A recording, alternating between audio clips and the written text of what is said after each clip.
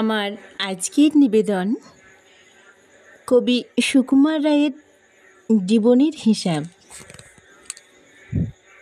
বিদ্যে বোঝাই বাবুমশাই চড়ি শখের বোটে। মাঝিরে কন বলতে পারিস সূর্যি কেন ওঠে?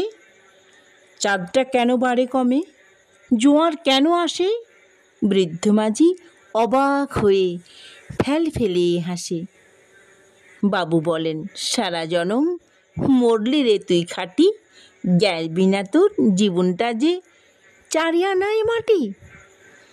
খানিক বাদে কহেন বাবু, বল তো দেখি ভেবে, নদীর ধারা কেমনে আসে পাহাড় হতে নেমে?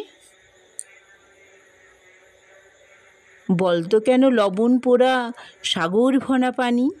মাঝিরে কয়, আরে মশাই অত কি আর জানি।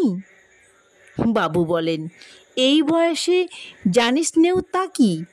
জীবনটা তো নেহাত খেলো, অষ্ট আনাই ফাঁকি।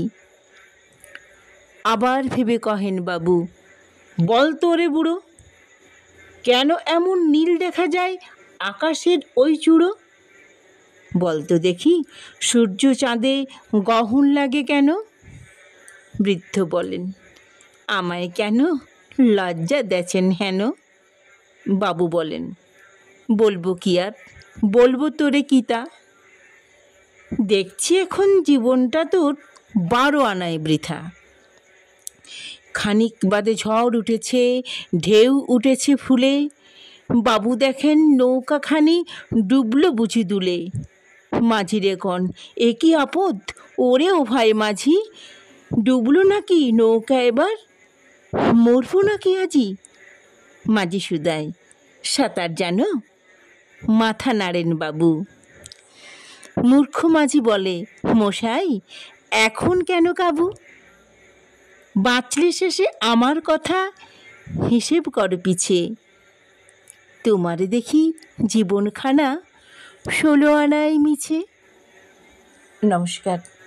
কবিতাটি ভালো লাগলে লাইক করবেন এবং কেমন লাগলো তা কমেন্টে লিখে জানাবেন।